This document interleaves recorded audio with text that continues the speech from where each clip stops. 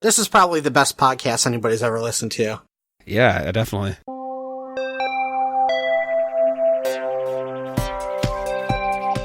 Hello, welcome to the Skate Podcast, home of mediocrity. I'm the ship's janitor, crewman Brando, and our captain, Mr. Josh. Promotion. So today's episode is Star Trek. Yeah, Star Trek V, The Final Frontier. But it's not the final Star Trek film. No, but it's The Final Frontier. So, it's me, Josh, Brandon, and that's it. No Dave. We miss you, Dave. It's a He needs a hypo Star spray. Trek tradition to have Dave here, and he is not here. Jerk. Star Trek V. We start off on Nimbus 3. Whoa. Slow down there, big fella. What about production notes and trivia? Goodness. Yeah, idiot. All right, so Star Trek V, The Final Frontier, was released on June 9th, 1989. It was made on a budget of $33 million and earned $63 million, and it was directed by William Shatner. It, of course, stars the entire cast of the original Star Trek series and guest stars Lawrence Luckenberg as Sybok. It holds a 22% critical score and a 24% audience score on Rotten Tomatoes. The film takes place in the year 2287. William Shatner's first outline was called An Act of Love. Originally, Spock and McCoy were to take sides with Sybok, but both Nimoy and Kelly objected, saying their characters would never betray Kirk. I agree. George Takei, whatever his name is, said despite their past problems, working under Shatner was surprisingly pleasant. His name is Jorge. Shots of the Enterprise A and space dock were done by Industrial Light and Magic for Star Trek IV, The Voyage Home. The film contains one of the few times James Doohan's missing finger can be seen. It can also be seen in Star Trek III and IV and the episode Trouble with Tribbles. Now, which finger is it? It is his right middle finger. He lost it during World War II. He was shot 6 times. And In the finger? Yes. No, obviously he was shot all over. They said one of the shots, it was actually, he was saved because his brother had given him a flask or something that was in his pocket that just happened to be in the right spot, but they had to amputate the finger. Anyway, the original cut ran slightly over 2 hours. Harve Bennett was tasked with shortening the film's runtime. George Murdoch, who played the entity, would later play Admiral J.P. Henson in Star Trek The Next Generation episode The Best of Both Worlds. The film marks the first overlap between Star Trek productions. It was shot during the second season of The Next Generation. The overlapping productions would continue even until Nemesis. Okay, so you're saying that was because between, Enterprise was going when Nemesis correct. came out? Okay. Yes. DeForest Kelley actually paid a visit to the Next Generation set.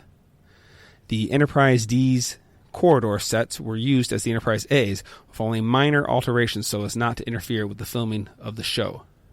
So, the hallway sets from Next Generation, okay. Bingo. Yeah. The unaltered sickbay set from the Next Generation was used, marking the first time, chronologically, that the LCARS computer system were used in the ship. Due to the poor box office performance, it was released directly to video in most foreign locations. The name Sha Karee is a play on words for the original actor who was asked to play the role of Sybok, Sean Connery. Sha Karee, that's Sean so Connery. funny. All right. I have a note here about... here's my note on Sybok. Shut your mouth. I'm still doing trivia. Okay. The film contains the first appearance of the Starfleet Marines, an ideal Gene Roddenberry wanted to include in the series. Shatner had asked Paramount for money to complete the film the way he intended for the DVD release, but was denied. According to William Shatner, the film's main plot was inspired by the televangelist movement of the late 80s. Industrial Light and Magic, who had provided the special effects for the previous 3 films, were unavailable by this point, as they were working on Indiana Jones and the Last Crusade and Ghostbusters 2. In the novelization, McCoy plays a joke on Spock by reprogramming the ship's computers to use the misspelling of marshmelon, knowing that Spock would study what goes into camping out. Although they didn't really go into that in the so they were saying the movie, that, but yeah, it's definitely shows. You see the satisfaction on McCoy's face when he says a marshmelon. Nicholas Meyer was offered a chance to pen the screenplay, but he declined. Producer Harve Bennett, who played Admiral Bob, blamed the low box office results on the Next Generation show. He believed that fans preferred to stay home instead of going out and paying money. I have a feeling that's not really the case. Kirk's line, "All I ask is a tall ship and a star to steer her by," is a quote from John Mansfield's poem Sea Forever. Kirk also quoted this same line in the Star Trek episode The Ultimate Computer.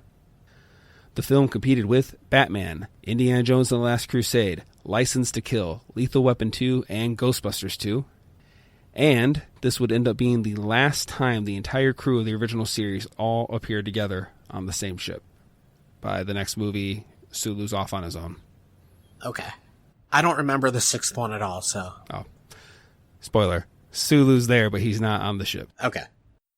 And that is it, so let's talk about it. All right, so we start off on Nimbus 3, desert planet. We see Stan Sitwell digging holes. The planet of intergalactic peace. Yes. And, yeah, it starts off looking kind of religious in a way. It almost like, I don't know, like John the Baptist or somebody riding up in the desert to this crazy guy digging holes. Because they're all he has. Yeah, so clearly he's looking for water. At least that's what I would assume he's looking for. Well, he's not looking for a dentist. I thought it was funny, though, if it's such a dangerous place, why wouldn't he keep his gun loaded? Is it a dangerous place? Apparently. But it's the planet of intergalactic peace. Have you ever heard... Because it's in the neutral zone, right? Okay, have you ever heard how they say that, I can't remember if it's in New York, there's a UN, and they say it's like surprisingly one of the most dangerous places to just hang out around, the UN compound or whatever you want to call it in New York. It's like just the slums, basically. Okay. Well, basically the idea that, yeah, these three governments have come together to develop this planet, but yeah, it's kind of... Well, there's no weapons allowed on the planet. However, they do make them anyway. I noticed that the guns that everybody has are like, they look like they're scrapped together out of like pipes and stuff, and I thought that was a really cool detail. Right, and they show where the ammunition, at least, I'm assuming he takes anything he can get, but in this case it's rocks. But I also thought it was cool that you see most of the guns there, none of them, in fact, I think were laser, they were bullets, which I thought was just kind of a cool thing to see, bullets in a Star Trek film. And the city that's there, Paradise City. Paradise City. Where the grass is green and the girls are pretty. Have three what? Okay, so, yeah, that city is kind of neat. It looks a little bit on the small side, but it's almost like Tatooine a little. Yeah, I think they were definitely going for that look, although not achieved nearly as well. You know, when they show what we find out to be the Romulan ambassador going into the bar, it just looks very... Not as many people there to give it a... You can tell it's not as grand. Like, one of the things that I thought about while watching this movie is they didn't quite have the budget to do probably everything they wanted to do. I read somewhere that basically when Cybox people were storming the gate, so like they would have, you know, these extras come through and then they would basically have them go back around to come back again to kind of really just make it seem like more guys were still coming. So did you notice that the horses that they ride are actually unicorns? Yes, I was going to say something about that in trivia where Shatner wanted the horses to be unicorn, and Gene Roddenberry did not like this because he felt that was too fantasy-based. But he still put a horn on their head, but I mean, whatevs. Yeah, it doesn't look like a unicorn horn. It looks more like a ridge, almost. I don't know. It was a little, it wasn't like crazy long and narrow point, but it's like stubby. Yeah, but it still came out a good amount. That bar scene, the first time we see that bar scene, I think is pretty fun. I was just kind of looking around. That's, especially when Star Trek does this, because they don't do it often, when you get to just kind of look around and see like, you know, a seedy culture or like all these aliens mixing together. It's fun to just soak it in. Yeah, I actually like the way this one starts. It doesn't really focus. I'm trying to think. I think this might be like kind of well, maybe not. I was going to say it was the first one to really not show the Enterprise crew right off the bat, but I guess that's not entirely true because I think Star Trek 4 was the same way, where it started off with that probe coming before it showed. Right, yeah. So I guess that's not entirely true. Did the first one start off with the Klingon ship getting blown up too? You're absolutely right, yep. I noticed when did Total Recall come out? I am not sure. Total Recall came out in the year 1990. Because I wonder which one was first, because they both have the girl with the three boobs, basically. You had the Catwoman dancing up on the bar. And it's funny, they added cat sound effects too. Like, Yeah. you could tell like she wasn't actually reacting at all, Right. but they had the noises. Yeah, there was another time if you watch when, not to skip around too much, we'll get right back in row after this, but when the Klingon at the beginning is shooting the space probe, it actually sounds like the space probe screams. It lets out this like, as if it's like, what was it in one of those, was it Star Trek or Star Wars when someone gets vaporized as they kind of like let out the scream as they're vaporized? I guess that would be Star Trek, because I don't think Star Wars really vaporizes anybody. But like, anyway, you hear this like scream. I'm picturing in like Star Wars when a droid gets shot, they let out a little scream. Yeah. Maybe R2-D2. Oh, it was Star Trek 2. It was when the captain of the Reliant, Hook. Anyway, he goes to shoot somebody and somebody else jumps in the way and they get vaporized and they let out the scream. Wilhelm. Captain Wilhelm. All right, okay. So yeah, and then they're playing pool, but like it's all It's water. actually a pool, So yeah. so would that actually literally be a pool table? Yes. Well, what's funny is I got the impression that it was probably like this much water, but when he threw that Catwoman in, Yeah, unless she it's like a broke, tub unless at she that broke point. the glass, Yeah. she like, they didn't make a glass sound, but yeah, she went like into the tub, which I'm assuming the actual throw and hit didn't kill her. It would have been, she probably got knocked out, and then if no one moved her out, or at least moved her head out, then she would have drowned. She's fine. All right. So it looked very realistic when Kirk ended up falling off that mountain. It looked so real. Well, the blue screen or green screen, whatever they used, that was obviously, but when they first show him fall, that was actually done by a what would you call that? Like a stunt actor? A free faller, yeah. And at that time, that was the highest recorded free fall. Okay. But I was trying to figure it out if they were actually filming it outdoors, because when Spock was talking to Kirk, like, it looked like the mountain part was a set, but I couldn't tell if the background was a painting. It was a set, so to speak, but they actually went to a parking lot and they positioned their fake wall so that when they shot the camera, it was in line with the Okay, real because it did look El like they were Capitan. outside, but... So yeah, it's kind of an optical illusion where it was just made to somewhat seamlessly blend with the real rock face. So I was thinking about this. This is the first time, maybe in the original series they did something, but like they didn't do much where they made Vulcans kind of a villain. And I know using the word villain for Sybok is, he kind of is, but then he kind of isn't eventually. A lot of Star Trek villains aren't actually villains. Yeah. But I also thought it was interesting, to do this different thing where he's rejected the logic and he's embraced the emotion. It's just kind of a nice change of pace, because every time we see the Vulcans, it's always about we're the emotion, illogical, emotional humans and blah, blah, blah, and undisciplined and all that stuff. And yeah, and he turns out to be kind of like a psychic therapist in a way, and somehow he's able to get people to join him by doing that. I'm assuming he's using a mind meld, even though they don't show him touch Well, he's doing something the person, like that, but yeah. then again, there was one episode where Spock was able to do it through the wall. I think they're captured, they're held in a room, and he holds onto the wall because the guard on the other side was leaning against the wall.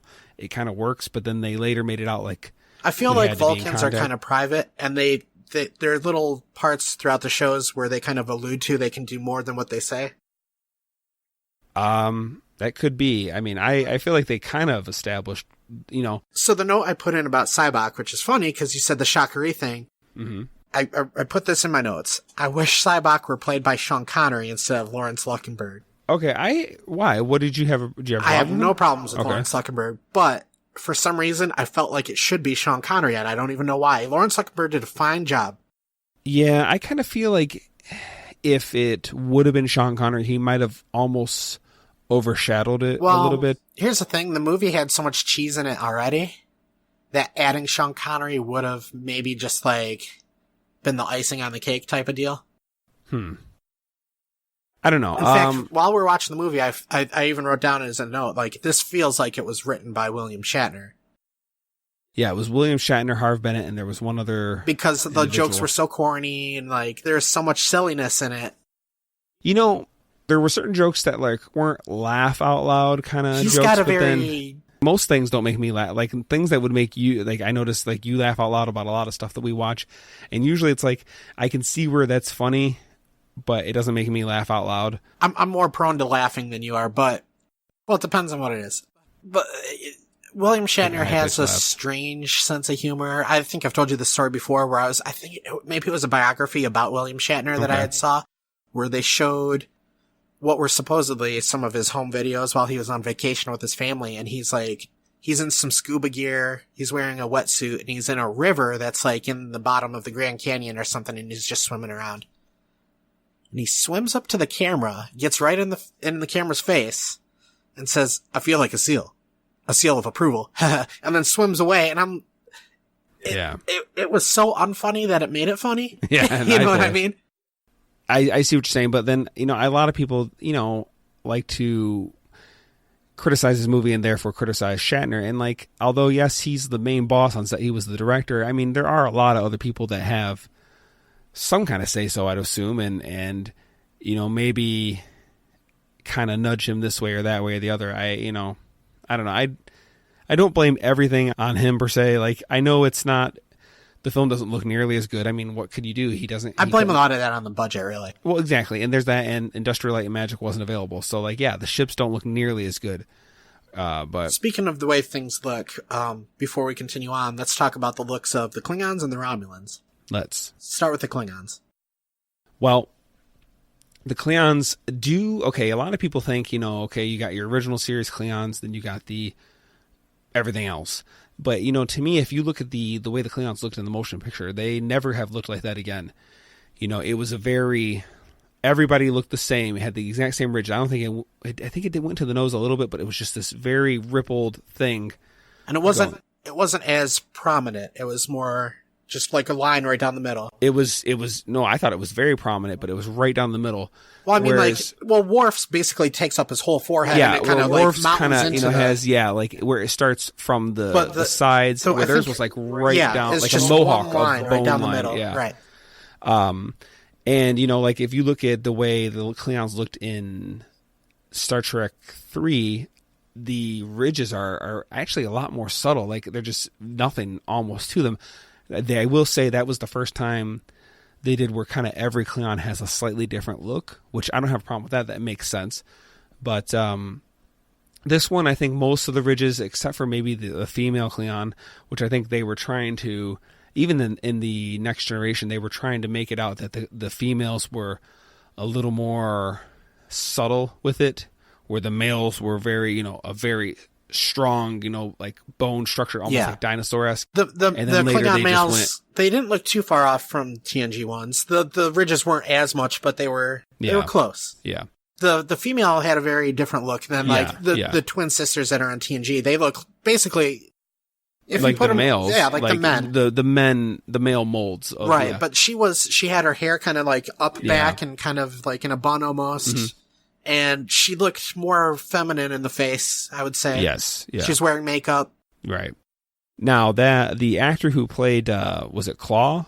Captain Claw of the Klingon ship, that actor has been in at least 2 or 3 other Star Trek movies, one of which I know is The Wrath of Khan. He was one of the people you'll see when Khan attacks and the doorway is coming down to cut off engineering, so like in case radiation.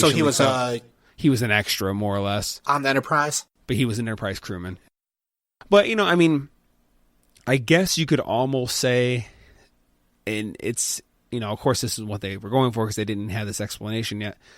But in Enterprise, they kind of finally answer why do Klingons look this way than that way. It had something to do with like genetic engineering. Genetics. So you can you wonder if maybe it's like as it was slowly starting to get weed out, like, just get siphoned out of their system.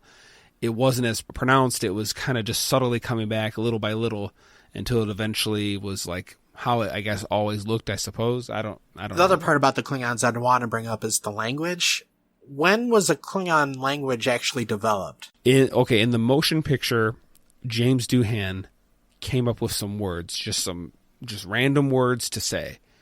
And then I guess they hired a linguist who took what the sounds they made and the captions that were on the screen and figured out, okay, if this sound is going to make this word, that means this has to be this letter. And she had to actually develop a whole language. I think it was a woman.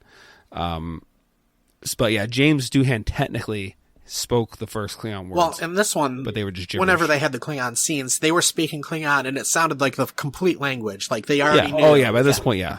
When did that start? When did they have... Oh, that I don't entirely know. Was this the first movie where they had it like that? Well, I mean, like I said, in the motion picture, you hear the Klingon language, and they give you captions. But there's just bits and pieces. They were having like full conversations in this one. Yeah. I suppose that's right. I don't know when exactly they've went all out. Then the Romulan. There's one Romulan in this movie, right? And you notice they have her wear the way her hair and those like things on her ears. You don't see her pointed ears. I don't know why. So that actress probably wasn't wearing any kind of pointed ear. I'm not as familiar with the original series. You've watched it more. How did Romulans look there? Just like Vulcans. It wasn't until the Next Generation that they kind of gave them a slightly more thicker forehead. But in the original series, the Vulcans and the Romulans look exactly the same. Just pointed ears. And I noticed, like, in TNG, whenever you see Romulan, they always have the same bowl haircut. Yeah, they always have the same hairstyle. And then pointed eyebrows. They have pointed eyebrows, pointed ears, and in this one, like, you said it was a reporter? Yeah, I guess that actress, I don't know her name. She was I think it was somewhere in California. She was a local reporter that got... She has some kind of Asian descent. I think so. Probably Russian or Indian. Yeah, one of those. Yeah. For sure. Continent of Asia. It's a joke, people. That makes sense, and I guess if she was a reporter, I didn't feel like she delivered her lines all that well, but it wasn't a big deal. You're not a big deal. I'm doing the skate podcast. Well, do your own show. I was really happy they brought back Jerry Goldsmith. So Jerry Goldsmith did the motion picture. Then after that, they had, oh man, I used to know his name. James Horner, I believe, did The Wrath of Khan. I don't know about 3 or 4 offhand, but this is also the first time they brought back most people were Klingon theme. Well, that too, but the Next Generation theme, which was really the motion picture theme first. So I always felt like, I like that each Star Trek movie has its own musical identity, but I do still think that they should have put, the main theme da, da, da, da, da, da, da, as like, that should just be the Star Trek theme. And, so they took it in the Next Generation. It's, the tempo's faster and it's a little different, but more or less it's that. But I was really happy that they brought that back here. I think that's a great theme. It just, I don't know. So. Nothing? Okay, fine. Yeah, I agreed with you. I agree. Jerk. One of the themes that seems to run throughout the movies, kind of in a way, is they're always getting stuck on a ship that either isn't complete or isn't fully crewed or has a bunch of like new recruits on it. So like they're always at some kind of disadvantage when they start their mission. Yes, let's see. So yeah, the motion picture, it was redesigned and Kirk was unfamiliar with it. In Star Trek 2, it was basically all new cadets and they weren't familiar with it. Star Trek 3, it was just because it was all tore up from Khan's battle. And there was only, at that later point, there was only like 5 or 6 of them on it. So they were at a disadvantage there. 4, they didn't even have their ship. 5, this. And so 6 is the only movie then that has the Enterprise, the proper amount of crew, the well-trained crew. Yeah. And the first one is kind of its own thing. Then 2, 3, and 4 are almost a trilogy in a way. They're all connected. Yeah, I mean, 4 is the least connected. Like 2 and 3... But it has... Yes, I mean the after effects of but it feels very different. Where 2 and 3 definitely feel like tight and connected. And then this one seems like it starts like a whole new thing. Like they only mention Spock's death like once in it, and it's just a small reference at the end. Yeah. So when we first see the Enterprise, Scotty's working on it. It's been redesigned or it's going in for repairs or something. If I'm not mistaken, what they explained at the very tail end of Star Trek 4 was this actually it wasn't the Enterprise. This was just another Constitution class starship that was renamed Enterprise for them. Basically what they did that in DS9 with the Defiant. When the Defiant was destroyed and they gave them their new ship, it had a totally different name, and then they renamed it for them, the Defiant. I wrote this down before they mentioned it in the movie. I think Scotty wouldn't be truly happy if there wasn't something to tinker with or fix on the ship. Yeah, probably. But I mean, I would imagine that'd be quite overwhelming. It seems like everything was falling to him. But yeah, I feel you. I mean, but I do remember was it Star Trek 2? There was the scene where Kirk calls them to go to warp, and there's this nice little shot of Scotty where he like kind of folds his arms. He's looking up at his engine. He's just like beaming, just to see, that's what he lived for. He's seeing his engine do its thing right, and it seems like he's happy just to be able to sit back and just like as if he's watching the sunrise or something, Admiring his handiwork. Kinda, yeah. So here's a question. Okay, Sybok. He basically, his plan is to hold these 3 ambassadors hostage in order to get one of them to get a starship to him so he do this Great Barrier thing. So my question is, was he always on this planet? Did he find out about them? Okay, first of all, how did he know they were there? Well, I think he had to have been abandoned on that planet. Didn't he say he got exiled? Isn't that what Spock said? He got exiled from Vulcan, right, for that. And at the beginning of the movie, when he says he's going to get a starship, that guy says there's no starships here. So he had to have been left there, right? I guess, because I was going to say if he somehow knew that they were there and went there in order to capture them, then that means he already had a ship of some kind, probably some small freighter or something. I would get the impression that the people from Vulcan just dropped him off there. But then... I would think that he left At Vulcan. the beginning of the movie, I got the impression that the Romulan had just arrived. Yes. So she had a ship. Theoretically, yeah. Well, I mean, but he still had to get to them. I mean, yeah, so yeah, they could drop her off and already be gone, but he has to get hold of one of them or all of them to hold them ransom. Here's a question for you. So... Lay it on me. Spock never said that he had a half-brother. Yeah. He never even mentioned his adopted sister either. What a terrible person. Well, okay, it's like, here's how I feel about this. My dad, including him, there's 12 of them. He has 11 brother, whatever. My mom, including her, there are 7. So suffice to say, I have a lot of cousins. What relevance would it be for me to start naming them off? Oh no, I'm just kind of making. If me and you were out somewhere and we bumped into somebody and it happened to be my cousin, then at that point it becomes relevant. Oh, hey, that's my cousin. No, I'm just kind of making a joke at Discovery's sake. Right. Yeah. I mean, I've heard people kind of fuss about that, but it's like, to me, yeah, I don't know. I have another question for you. Why do they keep sexualizing Grandma Uhura? I was thinking about that. Okay, so there's like 3 times throughout the movie where they kind of make her seem like sexy, but she's got white hair and... Hey, all right, Kirk, so, he sees these horses and he says, let's get her attention. So, like, how did that conversation go? Uhura, I need her to strip down, hold on to these figs. Where did she get that outfit from? Well, I don't... Where did she get the fans from? Well, hold on. They did show, even when that guy was at that little, like, barn, whatever you want to call it, where the horses were there, as he was like splashing water in his face, there were figs around him. So there's some vegetation. Well, what about her outfit? Well, what is she wearing? It almost looks like she's naked, or is she in her underwear? Don't make me think about that. Well, no, real talk. I mean, I think she was wearing like a genie outfit. See, I didn't see anything. The way she was kind of holding things, her figs, her plants, when they got out there, it looked like she was either naked or she was just in her standard issue undies. But what I was thinking, okay, like if this was real, so Kirk says, her, I need you to do this, this song and dance. So is it like, did he order her to do this, or was it like, hey, are you willing to do this to get these guys' I think attention? She was into it. She was flirting with Scotty the whole movie. Well, I almost got the impression they were kind of together at that point. I mean, they never expanded upon it, though. She puts she puts her hand on his face or something, I think.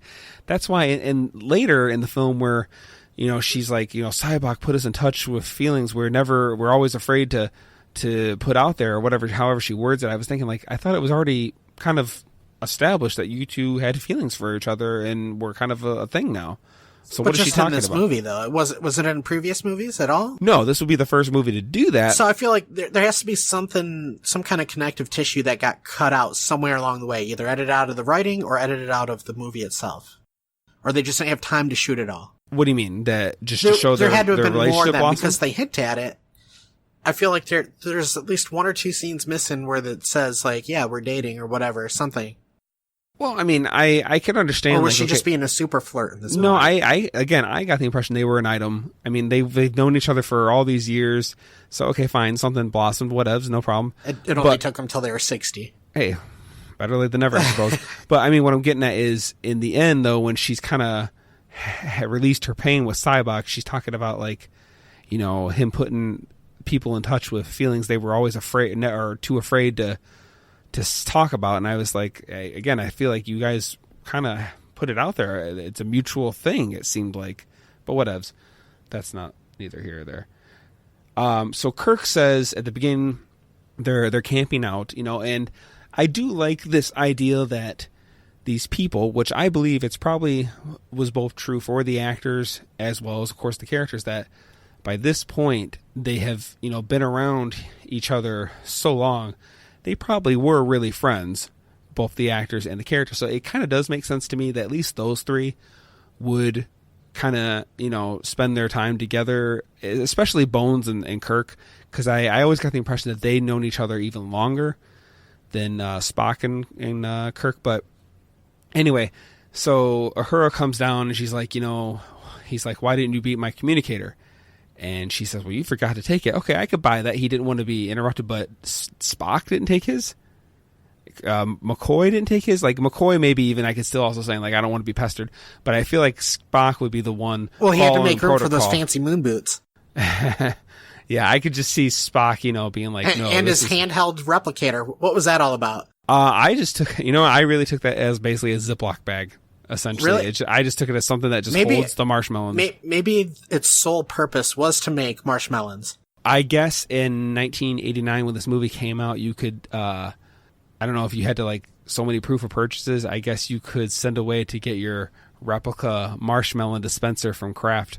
Are you serious? Yeah, no, I'm dead serious. So you put a marshmallow, you like load it up, and then it shoots them out. Yeah, essentially. I think that's how it worked. But it doesn't like actually create a marshmallow somehow. No, like, I didn't. You don't load it up with sugar. Think that's what it was doing. No. Okay. Yeah, again, just a Ziploc baggie, a fancy Ziploc. So yeah, the marshmallows. All I could think about was marshmelons, and all I could think about during that scene where they're eating the beans was you've seen Blazing Saddles. I know the scene you're talking about. I have not seen the movie. Yes, I know that is all I can think about. And then they start singing Row Your Boat, and I'm thinking, why Row Your Boat? And again, that seems to me like a William Shatner thing. Either that, or they didn't want to pay for any other song, and that was the first public domain thing. I'm going to be honest. Yeah, that very well could be, but I'm going to be honest. Every time I've heard people sing Row Your Boat, I never heard it, like, it just was everybody together, row, row, row your boat. I never heard like this, you know, you start off and by a certain point. You've never heard it that way? Until this movie, I never heard. Wow. Everyone just sang it together. That's the most popular way I've heard it. That's kind of weird. Anyway. Really weird. Okay, the hostage tape. They had the Romulan ambassador giving most of the, you know, dialogue there, but for whatever reason she's like walking toward the camera and then she turns around, she's walking back up the stairs and turns around. It seems like if you're hostages, maybe you should be like on your knees and they have guns pointed at your head or something. But even if she's just standing there, I didn't understand why they told her to walk toward the camera, then turn around, walk back up the stairs while you're still talking, and then turn back to the camera, and then that's when it's Cybok a weird takes thing over. For like hostage to be saying all this stuff while at the same time walking around almost like they're the ones in charge. Well, I mean, and it looked like it was filmed through a pair of binoculars too. It's so weird. It's a wide shot. I could see where that might make sense because I mean that planet they probably don't have the best stuff. Cinematically, it seems like it should have just been zoomed in on them. You know. Well, okay, I mean in Star Wars, you notice every time they show the holographic projections, they're always I've never seen that movie. fritzing out and you know like cutting out and stuff. Why every time there's never just a you crystal mean Spaceballs? Yeah, it's never just a nice clear picture. It's always glitching out and stuff. But whatevs. So the Enterprise transporter isn't working, but Cybok doesn't know that. Well, and I was thinking, hold on, wait. Let's back it up for just a second. So what? They get the hostage message. Yeah. Starfleet says they need James T. Kirk to be on this mission for his experience. Yeah. There are Why not have him go to another ship? And run they say that there's other ships in the area, but we need you. Why don't they just load up on another ship that actually works? Especially, or at least him temporary take command of a different. Yeah, especially when they already know that the Klingons are coming. Oh, you better hurry up. Yeah, I mean, you wouldn't have a movie. There's so many things like that ultimately just chalks up. You just wouldn't have a movie or wouldn't have. There's too much of that in this movie, I think. Anyway, I was going to say, so Cybok, he doesn't know that the Enterprise transporter isn't working. So I was thinking, okay, no matter which ship came to him first, theoretically. Yeah, he just wanted any ship. It didn't matter. Any ship. But like, it seems to me they didn't have any kind of shield generator or any kind of like anti-beaming tech going on. So really anybody could have came and said, okay, there's our ambassador, and just beamed them up. And really he wouldn't have been able, like, how was he, it worked out for him that the Enterprise couldn't do it that way, but he didn't know that. Maybe his only hope was that because he kind of had them brainwashed, if they did get beamed up, they would convince the crew of whatever ship. But yeah, but I mean, they didn't go into that. It just kind of makes me feel like it just was dumb luck that it worked out for him the way he wanted it to. But anyway. So then we get a striptease from Uhura, and Spock nerve pinches a unicorn.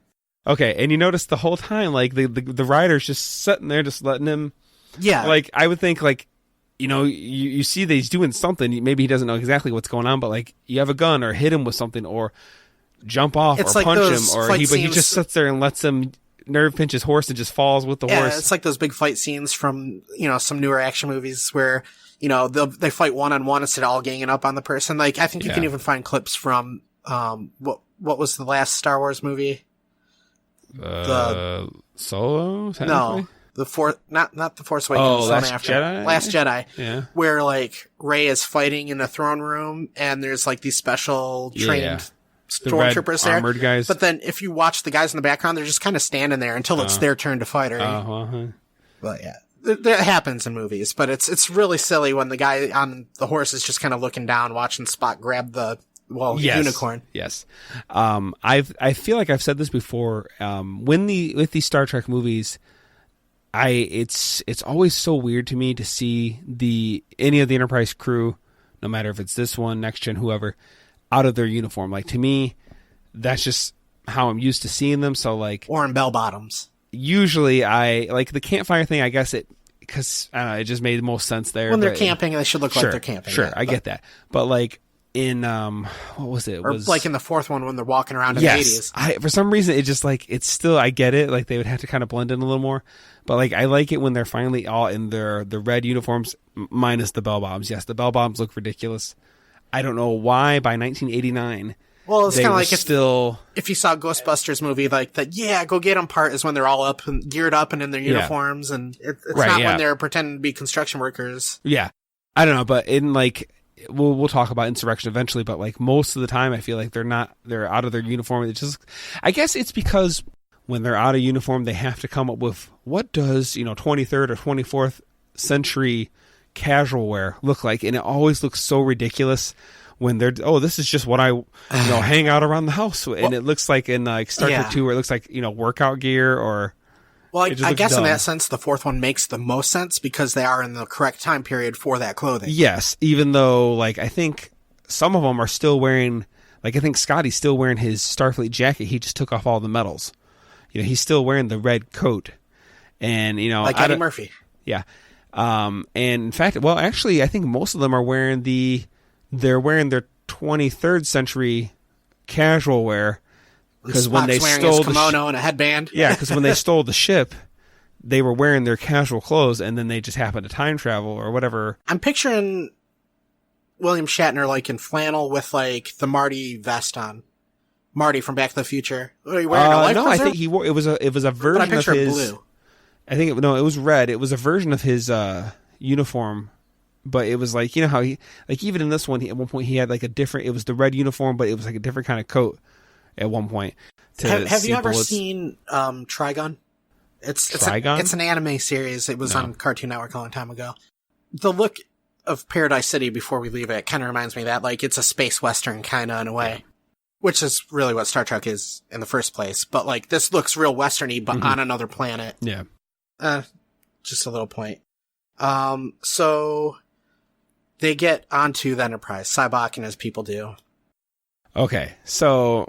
I have a few things. Of course, again, the real answer is because this would end the movie instantly. They show Scotty. He's like in that upper, area, and he's looking down. If this was real... Luckily, he's very stealthy. Yes. if this were real, I mean, you think you would lock the doors to trap them in there and flood it with some knockout gas. Go in, take your people out. Or security would be all You would swarm in there. security. You would, or just lock the door so they couldn't get out. You would not let them just gain access to the whole ship. I suppose you could kind of blame it on the ship being in a incomplete state. Suppose. And here's another thing I thought. Okay, so the one guy is leading Kirk, Spock, and McCoy to the cell. Why he wouldn't even know where to lead them? Like, theoretically, Kirk could have led this guy to the security guard station, and open the door. And maybe there's a it's bunch kind of he could have been walking into a trap. Maybe it's kind of what's Galaxy Quest, where they saw every episode of Star Trek, so they already had the ship mapped out. So I was thinking too, logically, Spock, again, you wouldn't have a movie, but Spock could have, in theory, joined Sybok as a ruse in order to just be an inside man. He could have, wouldn't it seem like the most logical thing to do would be like, yes, pinch. I'll join you, and then, now that I'm in with you, and, then, just take care of him, therefore taking care of his people, and but that seems like that would have made the most sense to do, but whatever. This is one of the parts where I was laughing and you weren't, but when Sybok and Kirk are fighting there in the cargo bay. Yeah. It just, if you look at Kirk, it's so obvious he's on wires and stuff while Sybok is throwing him around. I think at one point you can actually see the wire. Yeah, and I was just laughing because it's funny. Well, they did this thing where, I think they're holding the gun and they're kind of wrestling with it, and there's this shot where it's Sybok, Lawrence Luckenberg, his face getting really close with his teeth all, I don't know, that was kind of the shot that he decided to use in the film, but it wasn't the greatest fight. Yeah, it was just kind of a swinging each other around. Yeah, it was kind of funny. I wonder now, because you pointed out when they're in the brig that William Shatner actually did his own somersault stunt. So he's standing on Spock's shoulders, and then when he gets shocked, you actually see in one shot him fall down and kind of do a tumble roll and then come up, and you see it's Shatner's it was face Shatner the whole time, yeah. So and now I'm wondering if that was Shatner actually on the wires in that fight scene. Maybe not. I don't know. It could have been. But, yeah. So Sybok has taken control of the ship, and he eventually reveals his plan is to get a ship to go to this mysterious Great Barrier at the center of the galaxy that, no ship has ever been able to pass through. No probe that they've sent in has ever come out. Nobody really knows what's in there. And this is where it kind of felt like it takes kind of this Indiana Jones twist to me a little bit. There's this mysterious supernatural thing going on where, most of your Star Trek, I think, is very obviously sci-fi oriented. You have some that are, about politics, and some about just a drama. Some are more comedic. Or the prophets. Well, yeah, that was by the time we got to DS9. This is before that, my friend. But yeah, DS9 definitely with those, it did kind of get a weird. It was different. That's actually the main reason I never watched DS9. That and the fact that they were kind of stationary. But we could get into that later. Yeah. But so yeah, there was, it kind of, like I said, I kind of felt like there was this Indiana Jones element to it. Now, I like Indiana Jones. I liked that. A lot of people don't like that with this particular movie. In fact, it seems like most people don't like this movie at all. But I was digging that. I thought that made it way more interesting of what he was wanting to do when you find out that there's this mysterious place that no one's ever been. And to me, it worked. I remember the first time I saw this when I was a teenager, I remember thinking that plot was really stupid. But then watching it this time, I didn't think it was as bad. I feel like there's something missing, though. Like, the acts don't kind of go well together. It seems like it takes them forever to get there, and then nothing really happens, and there was no real danger the entire time throughout the movie. I mean, there kind of was, but like... Okay, but I mean, at that point, you're still looking at Sybok as a villain, which he kind of is, but by that point, he's basically... Once he revealed... Okay, so... Hold on. Let's just not jump the too amount far of ahead. Material they had for the danger and suspense part just seemed like it would be fit into an episode of something. It didn't really feel like it was a movie's worth. Like they were missing something from there. I don't know if I fully... I understand what you're saying, but I don't know if I see it quite that way. But before we get to the barrier part, we have Kirk, Spock, and McCoy. They managed to get to 10 forward. At least that's what I'm calling it. It's like a nice... kind of observation kind of room, almost like in a way what you would imagine being on like the Space Needle in Seattle, like just kind of. Are you talking about the room with all the nautical equipment in it and the steering wheel? I get why. I mean, Star Trek has and we definitely couldn't figure out where that was on the ship. We didn't know. I think it's like 10 forward. I think it's in the front of the saucer section. To me, it seemed like because the one scene they kind of came out and then they were in the bridge again, but it didn't show them walking into the bridge, so it could have just been a cut. I remember seeing them come down. After the elevator turbo shaft scene, they come out a hallway. Go in. I don't know where it was or what. But anyway, I mean, I get why it would be nautical theme. Like a lot of Star Trek. Well, Enterprise was a ship, wasn't it? Yes, weren't they all based on ships and they even do the sound like the submarine sound? Yeah, I mean, there's a lot of nautical. I mean, it makes sense if you look at it's space of ocean of space. It's the same kind of premise. But I thought that was a really cool idea. I like how it was cool. I just couldn't figure out what the room was. How the steering wheel has on front of it like a little plaque that says "To boldly go" or "Where no man has gone before." I think I thought that just like was a cool idea. Like like in the the opening of Star Trek, you have that line "Where no man has gone before." But I don't know if they really had anyone say it too much in any of the shows or movies. And I just thought it was nice. It was almost like to say that was like Starfleet's model. To boldly go where no man has gone before. What did you think of the Klingon periscope thing? Do you remember that? Where he was shooting the satellite? Yeah, so this periscope thing comes down. I thought that was fun. It hooks up to his chair. Yeah. And as he rotates his whole chair, I thought it was cool too. And they never brought that back. We have the scene where like Scotty's like, I know the ship like the back of my hand, and he bumps his head. That didn't really work for me. No, it didn't work. Like, I bet though. Because it seems like Scotty should be able to walk through there blindfolded. I know he's a little older. And I don't think that was a hard enough hit to knock him out. I did think it was cool. If you look in both that scene and the scene where Cybok's making his announcement over the whole ship, you see a lot of the blue, yellow, and red like pipes, markings on the floor of the shuttle bay, basically the original series. Uniform colors. I just thought that was kind of a cool touch to add, that those colors are still mean something. Like obviously back then that was their uniforms. Well, even throughout the newer series and stuff. In Next Generation, yes. But by this point they're wearing the new red uniform, so that really doesn't seem to play much of a part. Data wears yellow, and then the science officers wear blue. If I said Next Generation, I didn't mean to. In the original cast movies, they don't use those colors to signify anything anymore. And I just thought that was kind of cool to see those colors still somewhere. So they get thrown in the brig. Yeah. They end up escaping because Scotty... And the pipes, I thought it was weird. The bars don't connect. They did this weird thing. I didn't get that. It did look a little odd. I didn't understand. I think we're used to seeing a force field there too. I mean, I liked seeing something physically there. I just didn't understand why all those bars didn't just connect. Yeah. I mean, that would never hold Odo. Yeah, not that I thought they could get out of it. Well, maybe Bones could. But it just seemed like weird. But anyway, yeah, so... I remember thinking while they were being held there that Picard wouldn't have let anybody take his ship. He would have gotten it back. He would have threatened to blow it up first and maybe even set the auto-destruct on, but he would have eventually regained control of the ship. I suppose. But that never happens in this. Like, he just kind of goes along with Cybok's plan. Yeah, once he gets the ship back, he even says to Cybok, like, how do you know, basically, once you're off this ship, I won't just turn it around? He says, because, basically, your curiosity is too great. You have to know. Honestly, I could get that too. It's like I could get like kind of like when Indiana Jones, when he wanted to see what was inside the Ark when they opened. That kind of goes to my point though, where like Act 1 is the guys getting captured, Act 2 is them going to rescue them, and then they get captured, and then Act 3 is them trying to get away from God. And like there's not really a lot of suspense in any of those because the third act gets wrapped up really quick, and then there's no real suspense in the first two. I feel like. I don't know. I guess I look upon this movie better than a lot of people do because it didn't. I look at it and I can tell it's not as good as the others, but like the story I thought was a lot more fun and interesting to me. Star Trek tends to be more intellectual or heady. Yeah, and there's been so many episodes of the original series and those early seasons even of Next Generation where there was like some kind of entity. Obviously you have Q eventually, which some people have even theorized that maybe this thing was a Q.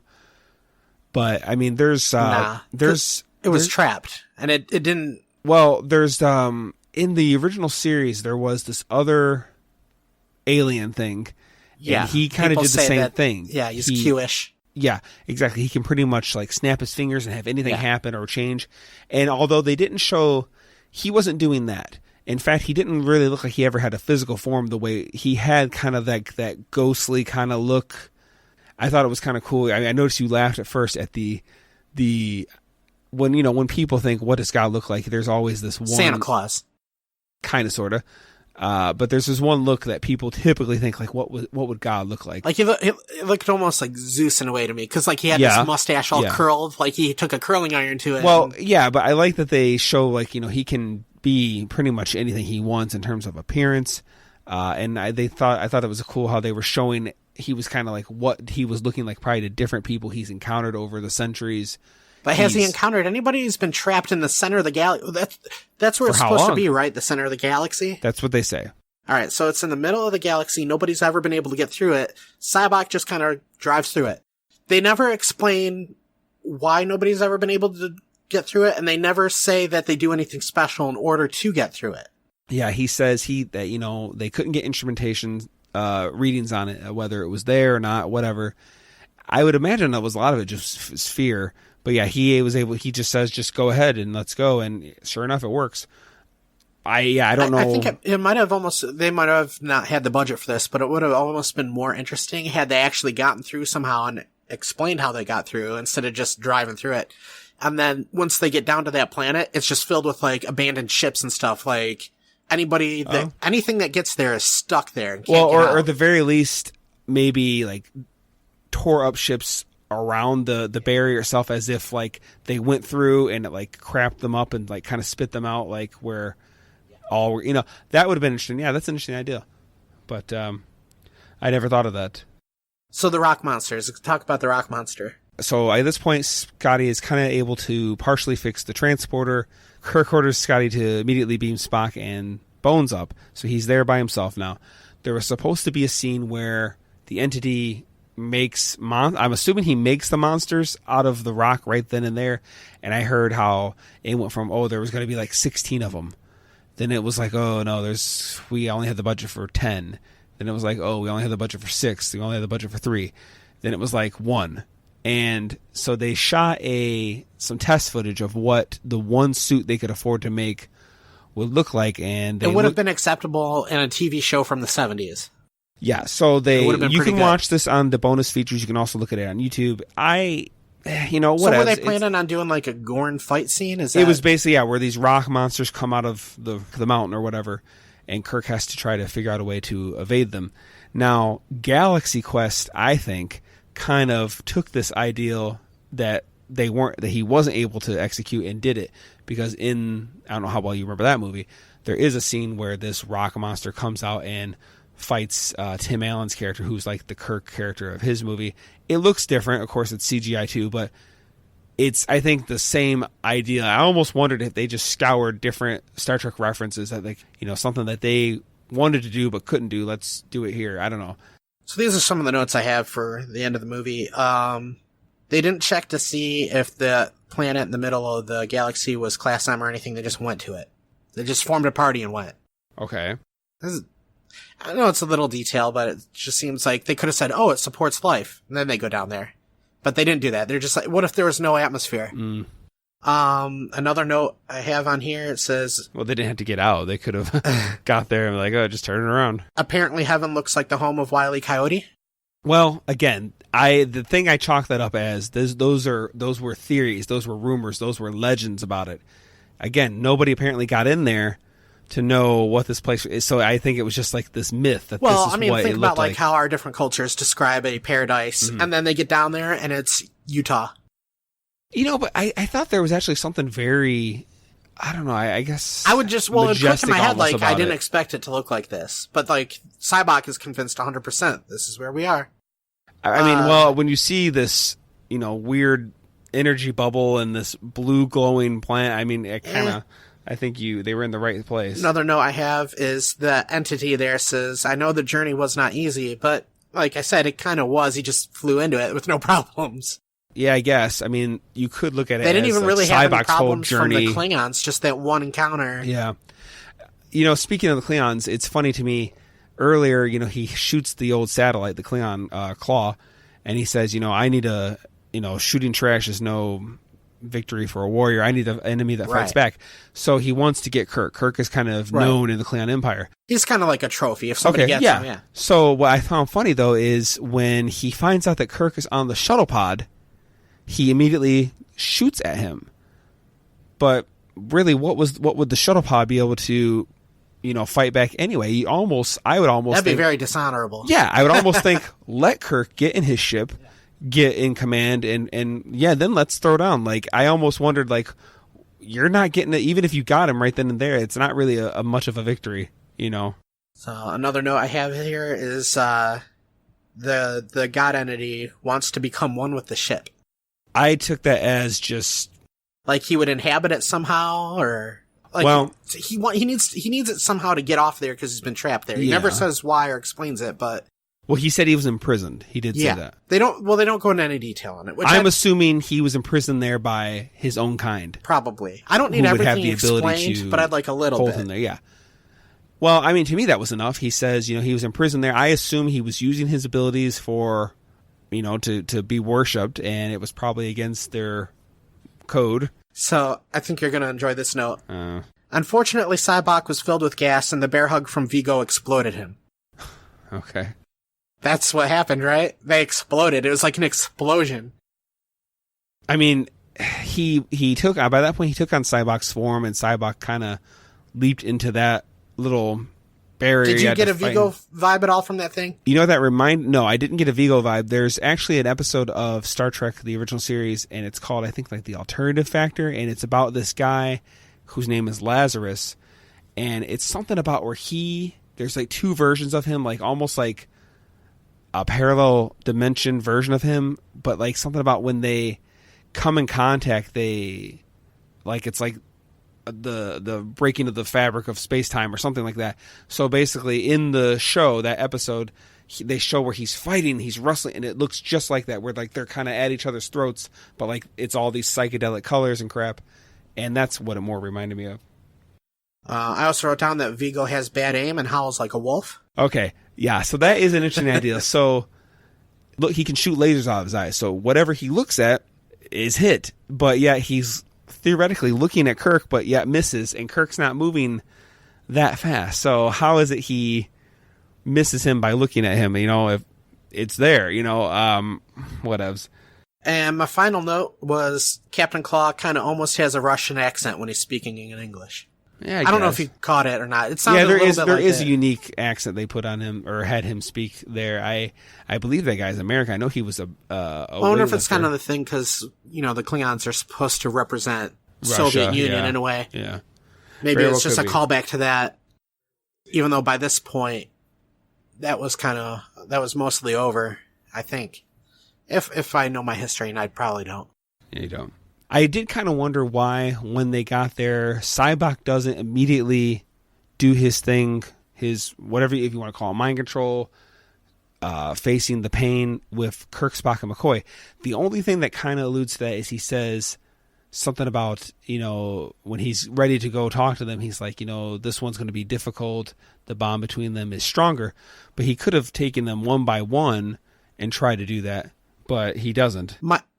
I did write down a note for that scene, and I thought it was funny how Sybok, he targeted McCoy first, and when you go with the idea that McCoy, Spock, and Kirk are basically all like the three different aspects of one person in a way, or that, Spock and McCoy together are Kirk, that he went for the emotional aspect of the three characters. Concerning this movie, I think that it's kind of interesting to see things about McCoy. I mean, all these years, the years on the show, the years in the movies, and you don't really learn as much about him. Like, it almost like you can kind of be like, if this was in theory always there since day one about his character, you can kind of understand maybe why he's a little harsher sometimes. Maybe doesn't feel like, fooling around. Like, they show where he like goofs around, and then of course Spock, has to say something. He makes jokes at Spock's expense, and we know that he has a problem with heights and transporters. But he's, some of his motives are more understandable now with this. Well, he's like all emotion, so yeah, that's what he reacts off of.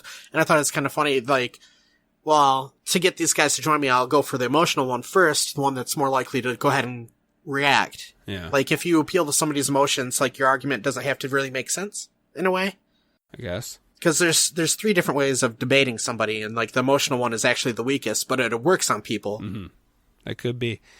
I wondered how it fails on Spock altogether, and then Kirk just refused it. I don't see it as it failed on Spock. Well, first off, I wondered how he could pull out a memory for Spock that Spock shouldn't, in theory, be able to remember himself, his own birth. I don't know. Those Vulcans might have really good memories. The only thing I could say is maybe if his father or one of those it may not have actually been a memory. He just might know what's bothering Spock on the inside, and they showed him a scene representing that. He saw actually how his father reacted to him. Well, it could have been a recreation, is what I'm saying. Well, yeah, but I was wondering if maybe the nurse, essentially, who was there to see all this stuff, maybe when Spock was older, mind melded with him to show him what she saw. Well, no, I was thinking, because it bothers Spock. He always wants his father's approvals. He's afraid that he's too human. He's always trying to push his human side away. I don't know. That's kind of heartbreaking. I mean, the idea that, like, his father is so displeased and, like, the first thing he can say is so human. Like, it's an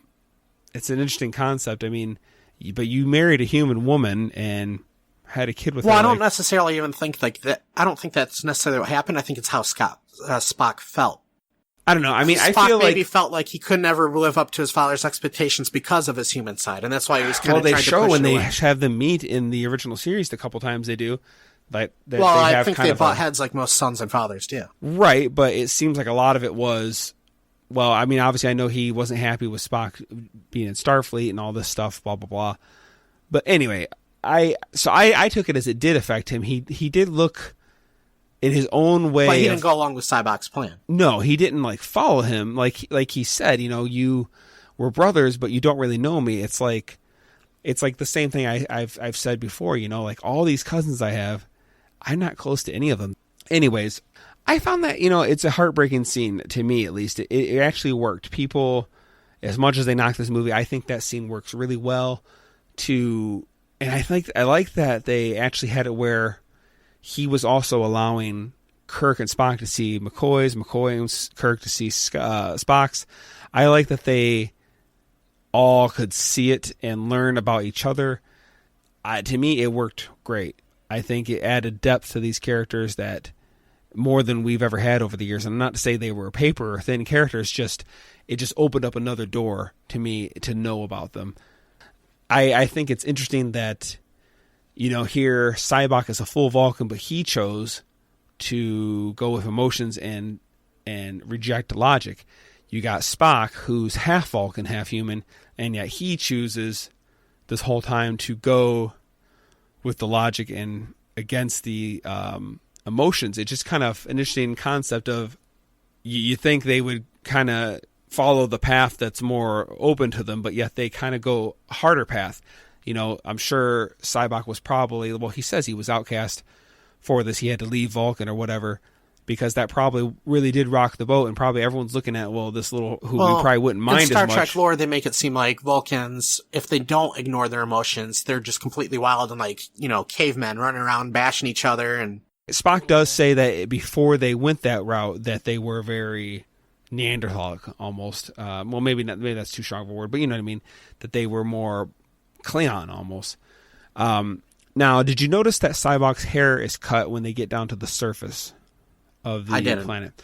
Okay, so throughout the whole movie, he has kind of this longer, kind of rat tailish thing going on. Yeah, not exactly a mullet, but yeah, until they get down to the planet. But I noticed this time watching, I never noticed this before, in the earlier part of the film, I think it's when he actually rides up on the horse with the guy the first time, his hair is also short like that. So that might have been a last minute shot they had to reshoot or something. I don't know.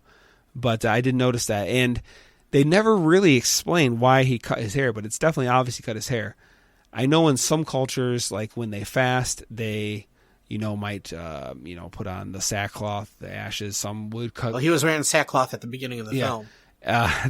Some they do like shave, or they don't shave, or they cut their eat, don't eat. I assume it's some kind of preparation in his mind, but they don't go into it. It's just something to make you think about it. I don't know. There's always those things in Star Trek. It seems like a theme that pops up a lot. Every now and then they'll find either they have some kind of nemesis that has godlike powers in a way. Yes, that is a common thing, especially in the original series. Or they find something that's kind of been trapped somewhere and now it needs to be released. Like the ooze monster that killed Tasha. He was just sitting on that planet all alone and he could kind of do stuff, but he couldn't get off the planet. He was almost banished there. I don't know what it was. Yeah, I don't think he had nearly the kind of power as this one. That's the kind of thing that kind of happens. They're even I'm thinking like the Voyager episode, they find like that box where they kind of get hooked up to it and there's the clown inside that has to keep generating fear to keep the box working. And there's like every now and then they find something just abandoned on a planet. It's a very recycled idea, I would say. Now, concerning Sybok being a villain, I don't think all in all he had bad intentions. I just think he was... I don't really consider him a villain. Well, they're painting him as a villain up until the end when he finally gives the ship back. I think it was an unsuccessful attempt to make you think he's a villain. Right. Even though he's not. I think he does... To kind of trick you. He does seem like he cares about the people. Like, I actually feel like he...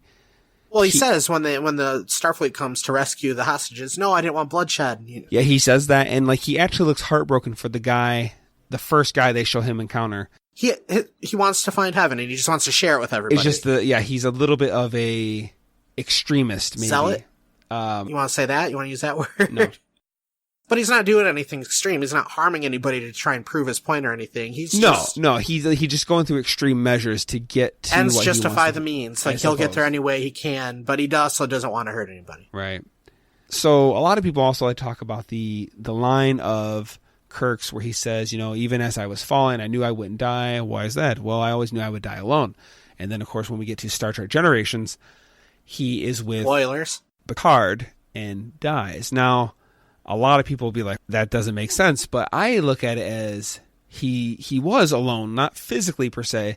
But if you think about it in this he was away from the rest of his friends. He was a man out of his time. So he's alone. Even if he would have survived, he's alone in this new time and place. He had none of his family, really. I mean, his crewmates have become his family. He doesn't have any of them.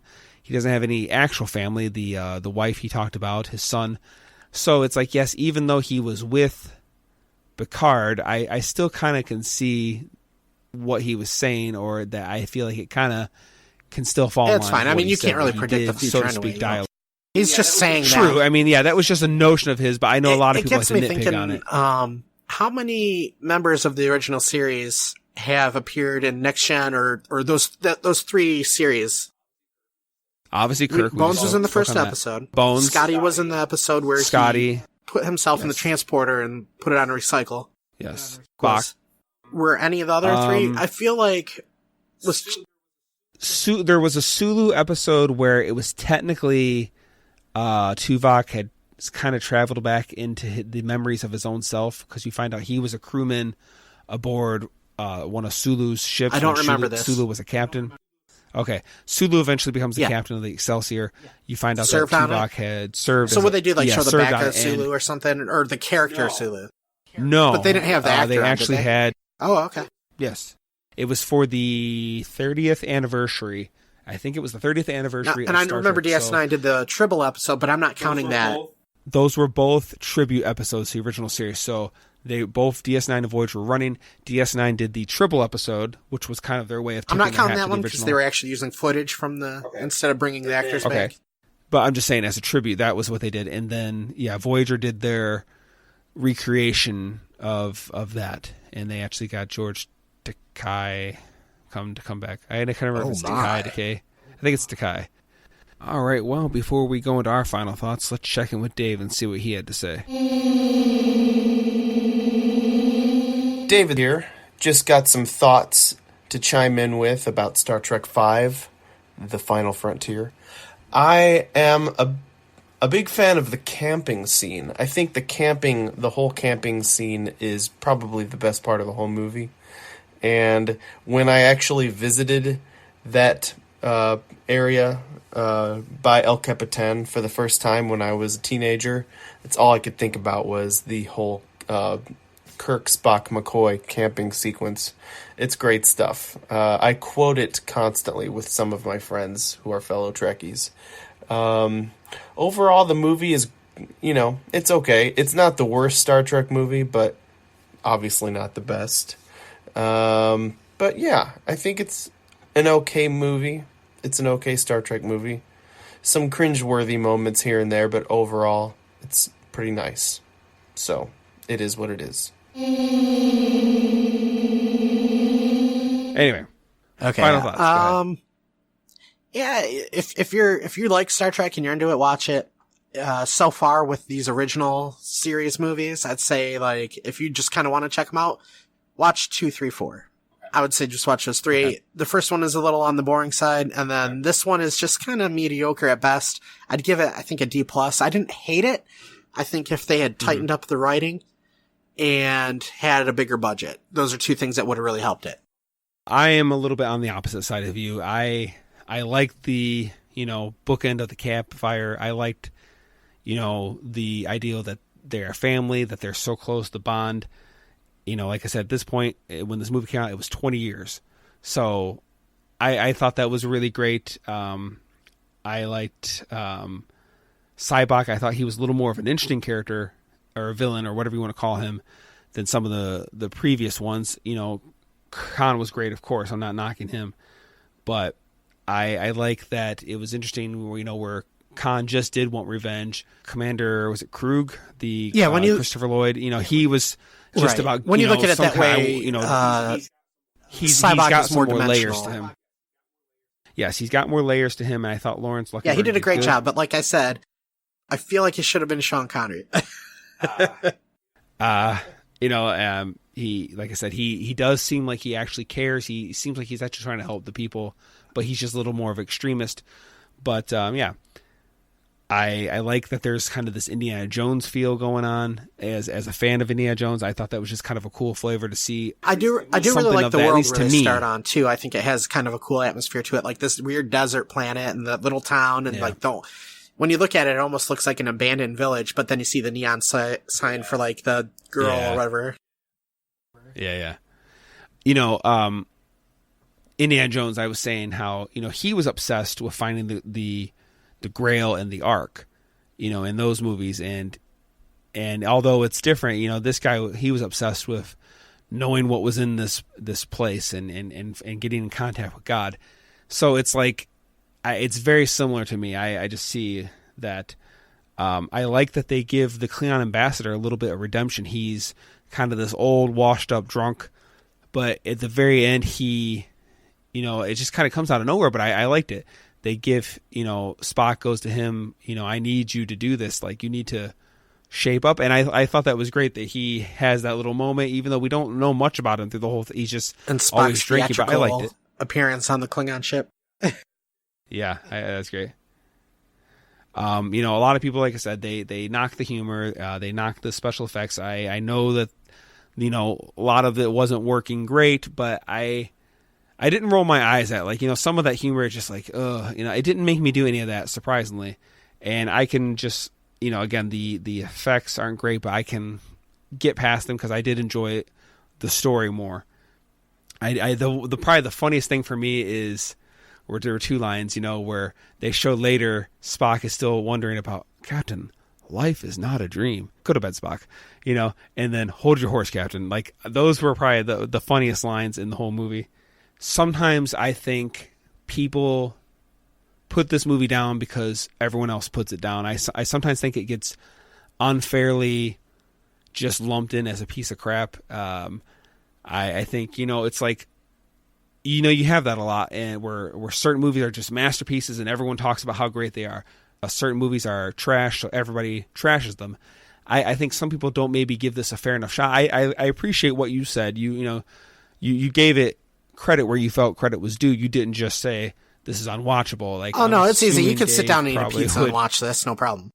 I mean, it's definitely not the best Star Trek movie. I'm not saying that, but I did enjoy it quite a bit. I have no problem watching this. I actually think I like this one better than 4, and most people are very positive on 4. I like that they gave all the secondary characters have something to do. Sulu he has to fly the ship in manually. He's the only guy that's ever done it, and he does a pretty good job. Chekhov does this game of pretending to be the captain to distract so that Kirk can do his thing. Uhura does some things, but even her, they had her fly the ship. When she goes down to the weird to the trying Earth, to see her be the sexy grandma. No. Well, yeah, but I mean, like even when she goes down, and she got to sing her song. You said that was actually her. Yeah, that was actually her, Nichelle Nichols. But I was thinking when they showed them going back out to the ship, they were going to show that there was another crewman, a faceless crewman, just flying it. But she was actually piloting it. So like, I thought it was cool they even had her do more than that. And it's just the secondary characters did a little more than just say "Aye, Captain," and I thought that was kind of just nice, just to see them do a little more than they normally did. I am going to give this an A-. I don't care. So this has been a good one. I know we kind of jumped around a little bit. We did fine. So anyway, if you'd like to give us any thoughts or critiques, anything you'd like us to cover or change, or just want us to get off the air, so to speak, you can write us at escapepodcast16@gmail.com. Hit us up on Facebook and Instagram. Check us out on Podomatic, iTunes, Spotify, Google Play, and YouTube. A few others To too. infinity. You want to sing Row Your Boat? Too bad Dave ain't here to be the third part. Darn him. Row, row, row your boat. All right, take it easy. We'll see you on the next episode, hopefully with a Christmas movie. Bye.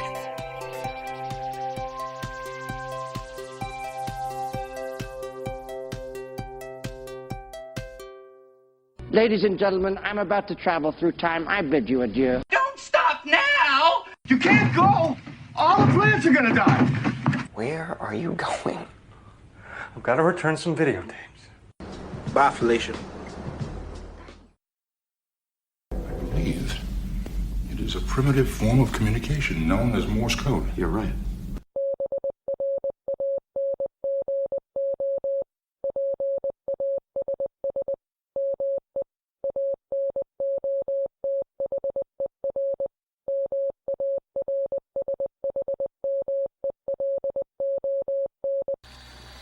I am preparing to toast a marshmallow.